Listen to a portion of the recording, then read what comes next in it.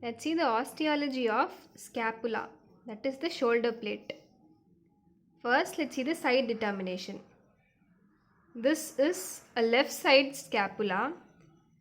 So the side determination is the glenoid cavity of the scapula should face laterally and the spine of the scapula should be directed posteriorly. So this is a left-sided scapula. As it is a left-sided scapula, this should be held in the left hand.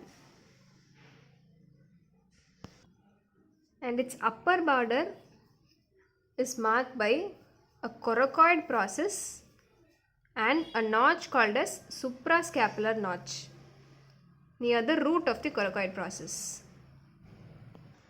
The scapula consists of two surfaces, the costal surface and the dorsal surface, and it has three borders: superior border, the lateral and the medial border. And it has three angles: the superior angle, inferior angle and the lateral angle. And it has three processes. This is the coracoid process, acromion process and the spinous process. Let's first see the anterior view of left scapula. Starting from here, this is the acromion process, this is the coracoid process, suprascapular notch, this is the superior border, superior angle, the medial border, and this entire fossa is the subscapular fossa, which provides attachment to the subscapularis muscle. This is the inferior angle, lateral border. Here is the infraglenoid tubercle and here is the supraglenoid tubercle, and this is the glenoid cavity which provides attachment with the humerus. Next is the posterior view of left scapula. This is the acromion process and the coracoid process. The same suprascapular notch, superior border, superior angle. This is the supraspinous fossa, which provides attachment for the supraspinatus muscle. This is the spine of the scapula.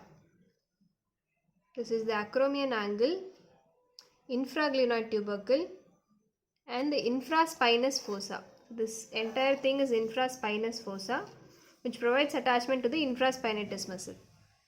This is the lateral border, inferior angle and the medial border. So this is the anterior view and this is the posterior view of the scapula, and this is the left-sided scapula. This is the lateral view of the left scapula. Here is the acromion process, coracoid process, the acromion angle. This is the glenoid cavity which provides attachment to the head of the humerus. And this is the supraglenoid tubercle, infraglenoid tubercle. This is the anterior surface and this is the posterior surface. And this is the lateral border and the inferior angle. This is the anterior surface of scapula, the posterior surface and the lateral view of scapula. So these are all the important things to be known in the scapula. Thank you.